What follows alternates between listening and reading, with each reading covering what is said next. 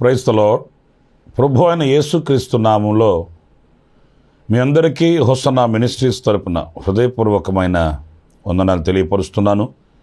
ప్రభు మిమ్మల్ని ఆశీర్వదించి దీవించునుగాక. పరిశుద్ధ గ్రంథంలో నుండి పేతురు రాసిన మొదటి పత్రిక 1వ అధ్యాయం 7, 8, 9 వాక్యాలని నేను చదువుతున్నాను. జాగ్రత్తగా ఆలకించండి. నశించిపోవు సువర్ణము అగ్ని పరీక్ష వలన శుద్ధపరచబడుచున్నది కదా, దానికంటే అమూల్యమైన మీ విశ్వాసము ఈ శోధనల చేత పరీక్షకు నిలిచినదై యేసుక్రీస్తు ప్రత్యక్షమైనప్పుడు మీకు మెప్పును మహిమయు ఘనతయు కలుగుటకు కారణమగును. మీరు ఆయనను చూడకపోయినను ఆయనను ప్రేమించుచున్నారు. ఇప్పుడు ఆయనను కనులారా చూడకయే విశ్వసించుచు మీ విశ్వాసమునకు ఫలమును అనగా ఆత్మరక్షణను పొందుచు చెప్పనశక్యమును మహిమాయుక్తమునైన సంతోషము గలవారై ఆనందించుచున్నారు. చూడండి, ఈ వాక్య భాగంలో ఓ చక్కటి అనుభవం ఏంటి అనంటే, చెప్పనశక్యము కాని మహిమాయుక్తమైన సంతోషము గలవారై అంటే ప్రభు మనకు అనుగ్రహించే ప్రతిదీ కూడా అది ఎలా ఉంటుంది అనంటే అధికమైనదిగా ఉంటుంది. మనం కొంచెమే అడగచ్చు, మనం కొంచెమే తలంచవచ్చు, అల్పంగానే ప్రార్థించవచ్చు. మన ఆశలు క్లుప్తమైనవిగా కొంచెముగానే కనిపించవచ్చు. కానీ దేవుడు మన ఎడల తలంచిన తలంపులు అవి వర్ణనాతీతమైనవి. దేవునికి మన ఎడల ఉన్న ఆలోచనలు అవి మనకు ఊహకు అందనివిగా కనిపిస్తాయి. ఒకవేళ అగ్ని పరీక్షల వలన మనం శోధింపబడినప్పటికీ కూడా ఈ వాక్యం చెప్తున్న సత్యం, ఈ అగ్ని పరీక్షలలో మన విశ్వాసం నిలిచి ఉండాలి. అసలు పరీక్ష దేనికి? ప్రమోషన్ కొరకు. పరీక్ష లేనిదే ప్రమోషన్ లేదు. ఒక ఉన్నత స్థానానికి మనం వెళ్ళలేము. ఒక ఉన్నత స్థితికి మనం వెళ్ళాలంటే మనకు పరీక్ష ఉండాలి. ఏంటి ఆ పరీక్ష అనంటే, గతం ఏమి మనం నేర్చుకోగలిగాము, ఎలా మనం దేవునితో నడవగలిగాము, ఎలా విశ్వాసపు జీవితాన్ని కాపాడుకోగలిగాము, ఓ పరీక్ష మనకు కావాలి. చాలామంది ఏమనుకుంటారంటే, ఈ పరీక్షలు కష్టాల కొరకు వస్తాయి, ఈ పరీక్షలు మనల్ని అణగద్రొక్కడానికి వస్తాయి, ఈ పరీక్షలు చేదైన అనుభవాలు అని చాలామంది వాళ్ళ యొక్క ఆలోచన ధోరణిని అలా మలుచుకుంటారండి. కానీ ఎప్పుడైతే మనకు ఆ పరీక్ష కలుగుతుందో, ఆ పరీక్షలో మనం ఒక జయాన్ని చూడగలుగుతామో, ఆ విజయం మనకి ఎంత ఆనందాన్ని ఇస్తుందో. మనం చూస్తుంటాం కదండి, మన పిల్లల్ని సంవత్సరం రోజులు చదువుతారు, పరీక్షలు వ్రాస్తారు, అందులో వాళ్ళకి జయము కలిగినప్పుడు వాళ్ళ ఆనందం అంతా ఇంత కాదండి. నిజమే, ఒక విజయవంతమైన బ్రతుకు మనకు సంతోషదాయకమైనటువంటి అనుభూతిలోనికి మనం తీసుకుని వస్తుంది. అలాగే మనము అగ్ని పరీక్షల వలన పరిశోధింపబడుతున్నప్పుడు ఈ విశ్వాసాన్ని మనం కాపాడుకునే వారమే అయితే, ప్రియులారా, ఈ 9వ వాక్యం మనం గమనిస్తాం కదండి. చెప్పనశక్యము కాని మహిమాయుక్తమునైన ఆనందం అంటే ఇక వర్ణించడానికి ఊహకు అందనంత మహిమాయుక్తమైన సంతోషం అట. ఈరోజు మనిషికి ఈ సంతోషమే కరువైపోతుందండి. ఆస్తులు ఉంటున్నా సంతోషంగా ఉండలేకపోతున్నారు, అంతస్తులు కట్టుకున్నా సంతోషంగా ఉండలేకపోతున్నారు, మిద్ది మేడల్లో జీవిస్తున్నా కూడా సంతోషంగా బ్రతకలేకపోతున్నారు. తాత్కాలికంగా యాంత్రికంగా సంతోషాన్ని కొని తెచ్చుకుంటున్నారండి. అక్కడికి వెళితే సంతోషం ఉంటుందట, ఇక్కడికి వెళితే సరదాగా ఉండొచ్చట, ఇలా చేస్తే సంతోషంగా ఉండొచ్చట, ఏదో అద్దెకు తెచ్చుకుంటున్నట్లు యాంత్రికంగా బ్రతుకుతున్నటువంటి అనుభవాల్ని మనం చూస్తున్నాం. ప్రియ దేవుని బిడ్డలారా, ఇక్కడ మన విశ్వాసాన్ని మనం కాపాడుకునే వారమైతే ఎన్ని అగ్ని శోధనలు వచ్చినా ఆ అగ్ని శోధనలలో మనము విశ్వాసాన్ని కాపాడుకొని మనం క్రీస్తు వైపు చూస్తూ నడకను ప్రారంభించిన వారమే అయితే వారికి కలిగే ఆ చెప్పన సఖ్యము కాని మహిమాయుక్తమైన ఆనందం వారి వశమవుతుంది అనేది ఈ వాక్యం చెప్తున్న ఓ మంచి చక్కటి అనుభవం. మరొక మాట ఫిలిప్పి సంఘానికి పరిశుద్ధుడైన పౌలు రాసిన పత్రికలో 4వ అధ్యాయం 7వ వాక్యంలో మనం చదివినప్పుడు, అప్పుడు సమస్త జ్ఞానమునకు మించిన దేవుని సమాధానము యేసుక్రీస్తు వలన మీ హృదయములకును మీ తలంపులకును కావలియుండును. ప్రియులారా, ఇక్కడ సమస్త జ్ఞానమునకు మించిన దేవుని సమాధానం అంటే జ్ఞానమునకు మించిన సమాధానం. ప్రియ దేవుని బిడ్డలారా, ఈ రోజున చాలా విధాలుగా మనిషి జ్ఞానాన్ని పొందుకుంటున్నాడండి. చదువుల ద్వారా, పాఠ్య పుస్తకాల ద్వారా, చరిత్రల వల్ల ఇలాగా ఎంతో జ్ఞానం ఉంటుంది. జ్ఞాన సంపద కలిగిన వారిగా ముద్ర వేయించుకుంటున్నారు, కాదనట్లేదు. కానీ వాటి వల్ల ఎంత సమాధానంగా ఉండగలుగుతున్నాము, ఎంత సంతోషకరమైన జీవితాన్ని, శాంతికరమైన బ్రతుకుని మనం బ్రతకగలుగుతున్నాము. అయితే ఇక్కడ మనం గమనించవలసింది ఈ జ్ఞానమునకు మించిన సమాధానం. ప్రియమైన వారలారా, ఈరోజు సమాధానకరమైన బ్రతుకు ఎందరు బ్రతుకుతున్నారు? ఈ రోజున సమాధానంగా సంతోషంగా ఎంతమంది బ్రతుకుతున్నారని మనం ఇంటర్వ్యూ చేస్తే లేక పరీక్ష చేస్తే చాలామందికి సమాధానం కరువై, అదొక కరువు అండి. పిల్లలు ఉంటున్నారు, ఆస్తులు ఉంటున్నాయి, ఉద్యోగాలు ఉంటున్నాయి, లోకంలో ఎన్ని ఉండాలనో అన్ని సంపాదించుకుంటున్నారు. కానీ హృదయానికి గుప్పెడు గుండెకు సమాధానం ఉండట్లేదండి. ఎన్నో అలజడులు, కుటుంబాలలో అసమాధానకరమైనటువంటి ఛాయలు, ఉదయాన లేచినది మొదలుకొని మరలా మరణం అనే పడక యొద్దకు వెళ్ళేంత వరకు కూడా ఎన్నో కలవరాలు. కుటుంబీకులలో కానివ్వండి, ఉద్యోగాలలో కానివ్వండి, వ్యవసాయాలలో కానివ్వండి, చేతి పనులలో కానివ్వండి, ఈ రోజున మనిషి హృదయం అసమాధానంతోనే దినాన్ని ముగిస్తుంది అనే విషయానికి మనం ఎదురు చెప్పలేమండి. ఈ సమస్త జ్ఞానమునకు మించిన దేవుని సమాధానం యేసుక్రీస్తు వలన మీ హృదయములను మీ తలంపులను కావలియుండును. అంటే యేసుక్రీస్తు వలన మనకు ఈ సమాధానం కలుగుతుందట. మరి దేని మూలముగా మనకు సమాధానం కలగదండి? నెమ్మదిగా, విశ్రాంతిగా, ప్రశాంతంగా బ్రతకలేమండి.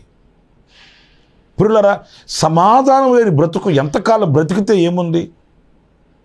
గంజి తాగినప్పటికీ కూడా, లేక ఒక చిన్న పూరి గుడిసెలో మనం బ్రతుకుతున్నప్పటికీ కూడా, ఎప్పుడైతే సమాధానం కలిగి ఉండగలుగుతామో ఆరోగ్యంగా కూడా మనం బ్రతకగలుగుతామండి.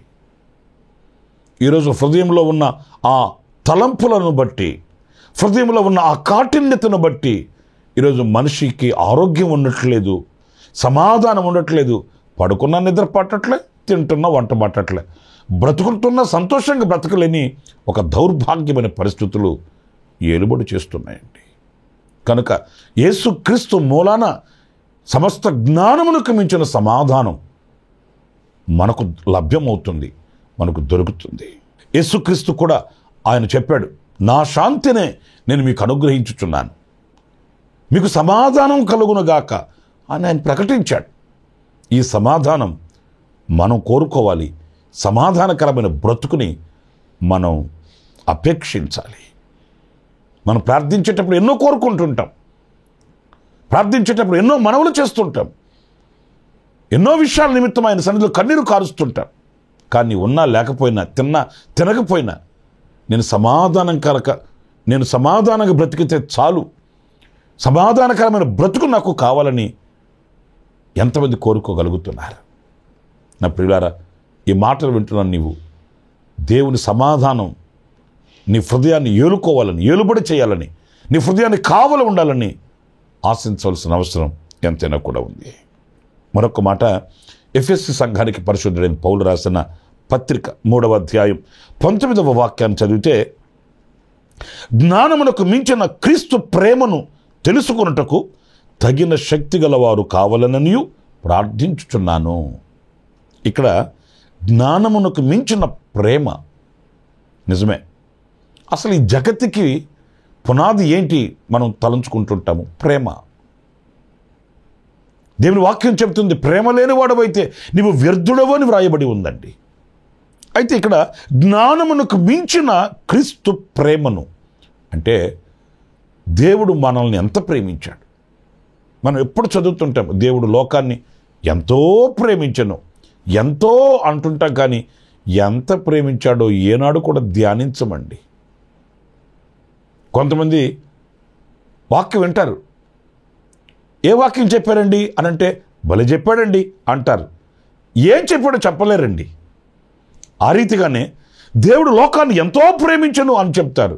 ఎంత ప్రేమించాడు, నా స్థితి ఏంటి, నా గతి ఏంటి, ఒకప్పుడు నా పరిస్థితి ఎలా ఉన్నది, నా ప్రభు నన్ను ప్రేమించి ఆకర్షించి రక్షించి ఈ క్షమభిక్షను పెట్టబట్టియే కదా ఈ పునాది మీద క్రీస్తు అనే బండ మీద నిలిచి ఉన్నాను అని ఏనాడు కూడా ఆ ప్రేమను తలంచరండి. ఆ క్రీస్తు మన ఎడల కనుపరిచిన ఆ ప్రేమ, క్రీస్తులో మనకు దొరికిన ఆ క్షమ, ఇవన్నీ లోతైన అనుభవాలలో మన హృదయాన్ని ఆధ్యాత్మికమైనటువంటి ఎత్తుల్లోనికి తీసుకుని వెళ్ళే అమూల్యమైన అనుభవాలండి. క్రీస్తు ప్రేమను మనం తెలుసుకోవాలట. ఆ క్రీస్తు ప్రేమను తెలుసుకున్నటకు శక్తి గలవారము కావాలని దైవజనుడు పౌలు ప్రార్థిస్తున్నాడట. నిజమే, ఏదో తాత్కాలికంగా ప్రేమించడం కాదండి, ఏదో వాక్యాన్ని బ్యాడ్జీలాగా రాసుకోవడం కాదు, వాక్యాన్ని గోడలకు రాసుకోవడం కాదు, బైబిల్ పట్టుకొని దేవుని మందిరానికి రావడం కాదు. మన హృదయంలో ఆయనకి ఎంత స్థానం ఇచ్చి ఉన్నాం చూడండి. మనం ప్రేమించే వారిని ఎప్పుడు మర్చిపోలేము, మాటి మాటికి జ్ఞాపకం చేసుకుంటుంటాం. మరి ప్రభుని ప్రేమించి నీవు ఎంత ఆయనను జ్ఞాపకం చేసుకుంటున్నావు? నీ జ్ఞాపకాలలో ఆయన ఎంతవరకు నిలిచి ఉన్నాడు? ఆదివారమేనా, లేకపోతే పండుగ రోజులు మాత్రమేనా, లేకపోతే కష్టాలు వచ్చినప్పుడా, లేకపోతే సుఖం కలిగినప్పుడా, లేకపోతే అనుక్షణం నీ జ్ఞాపకాలలో ఆయన రూపం మెదులుతుందా? నీవు ఆయన వాస్తవంగా ప్రేమిస్తే, వాస్తవంగా ఆయనను స్నేహిస్తే, ఆయనను గూర్చిన జ్ఞాపకాలు నీ మదిని ఆధ్యాత్మికమైన లోతుల్లోనికి తీసుకుని వెళ్తాయి. నాకు కొందరు తెలుసండి, ఎప్పుడు సమయం దొరికినా వాళ్ళు దేవుని మాటలు చదువుతూ ఉంటారు. అప్పుడే అర్థమవుతుంది వారు దేవునిని ఎంత ప్రేమిస్తున్నారు అనేది. ఏ చిన్న సమయం దొరికినా మోకరించి ప్రార్థన చేసుకుంటారు. అప్పుడే అర్థమవుతుంది వాళ్ళు ఎంత ప్రభువుని ప్రేమిస్తున్నారు. ఎందుకంటే మనము బాగా ప్రేమించే వారితో మనం ఎలా మాట్లాడతామండి? సంవత్సరానికి ఒకసారి, పండుగ వచ్చినప్పుడు, కష్టం వచ్చినప్పుడు, నష్టం వచ్చినప్పుడు, అప్పుడా? లేదు. ఎప్పుడు మనం ప్రేమించే వారితో సంభాషిస్తూ ఉంటాం. మరి ఈ మధ్య మనకు సెల్ ఫోన్లు బాగా చేరువైపోయాయి కదండి. గంటకి ఫోన్ చేసి మాట్లాడతారు, అర్ధగంటకి ఫోన్ చేసి మాట్లాడతారు. ప్రతి 10 నిమిషాలకి కూడా తాను ప్రేమించే వ్యక్తితో ముచ్చటించుకునే వాళ్ళు లేకపోలేదండి. మరి ప్రభువుని ఎంత ప్రేమిస్తే మనం ఎంతగా ఆయనతో సంభాషిస్తున్నామో, ఎంతగా ఆయన సన్నిధిలో గడుపుతున్నామో, ఆయనను ఏ స్థితిలో మనం ప్రేమిస్తూ మరి విశ్వాసాలు మనం చెప్పుకుంటున్నాం, ఇవన్నీ ప్రశ్నలు కాదంటారా? ప్రేమిస్తున్నామని చెప్పుకోవడం కాదు, ఆయన కొరకు త్యాగం చేయగలిగిన వారమై, ఆయనతో సహవాసం కలిగిన వారమై, ఆయనతో బంధం కలిగిన ఆధ్యాత్మికమైన విలువలు మనకున్నాయా? నా ప్రియ సహోదరులారా, మనల్ని ఎవ్వరూ ప్రేమించలేదు. దేవుడు, మన ప్రభు అయిన యేసుక్రీస్తు మన కొరకు ప్రాణం పెట్టాడు. ఆయనకున్న లోకాన్ని తండ్రితో కూడా ఉండుట విడిచిపెట్టకూడని భాగ్యమని ఎంచుకొనక ఆయన దిగి వచ్చాడు. మన కొరకై దాసుని స్వరూపం ధరించి మన కొరకై ఆయన సిలువను మోసాడు, ప్రాణం పెట్టాడు, పునరుద్ధానుడై తిరిగి లేచాడు. మరి అంత చేసిన దేవునిని మనం ఎంత ప్రేమిస్తున్నాము? తాత్కాలికంగానా, లేక శాశ్వతంగానా, గాఢంగానా, లేకపోతే ఏదో అవసరాల కొరకై ప్రతిఫల అపేక్ష కలిగిన వారమై మనం ప్రేమిస్తున్నామా అనేది మనం ప్రశ్న వేసుకోవాలి. నేను 3 విషయాలు మీతో చెప్తూ వచ్చాను. 1, చెప్పనసఖ్యము కాని మహిమాయుక్తమైన సంతోషం. 2, సమస్త జ్ఞానమునకు మించిన దేవుని సమాధానం. 3, జ్ఞానమునకు మించిన క్రీస్తు ప్రేమ. ఇలాంటి అధికమైన ఆధ్యాత్మికమైన విలువలను మనం సంతరించుకోవాలి, ఆధ్యాత్మికంగా బలపడాలి. అలాంటి కృప దేవుడు మనందరికీ అనుగ్రహించునుగాక. తలలు ఉంచండి, చిన్న ప్రార్థన చేస్తాను. ఆశ్చర్యకరుడమైన తండ్రి, జీవాధిపతి అయిన ప్రభువా, మీకు వందనాలు. మేము అధికంగా ఎలాంటి అనుభవాలు కలిగి ఉండాలనో మీ లేఖనాల నుంచి ధ్యానిస్తూ వచ్చాము. అవును, చెప్పనసఖ్యము కాని మహిమాయుక్తమైన సంతోషం మేము కలిగిన వారమై ఉండాలని, మీ సమాధానం కలిగిన వారమై ఉండాలని, మీ ప్రేమను కలిగిన వారమై మేము బ్రతకాలని లేఖనాలలో నుంచి మేము నేర్చుకుంటూ వచ్చాం. అలాంటి స్థితిని మీరు మాకు అనుగ్రహించి మా చేతిని పట్టి నడిపించమని మమ్మల్ని మీ చేతులు సమర్పించుకుంటూ యేసు నామములో ప్రార్థన చేసి వేడుకొనుచున్నాను తండ్రి. ఆమేన్, ఆమేన్. ప్రభు మిమ్మల్ని ఆశీర్వదించి దీవించునుగాక. ఈ దినమంతా విశేషమైన కృప నా దేవుడు మీకు సమృద్ధిగా అనుగ్రహించునుగాక. ఆమేన్. ప్రతి దినము ఈ అనుదిన కృపాను సందేశాల కొరకు, ఇంకా మరిన్ని ఆత్మ సంబంధమైన సందేశాల కొరకు ఈ మా యూట్యూబ్ ఛానల్ ని సబ్స్క్రైబ్ చేసుకోండి. Pastor Ramesh ministries.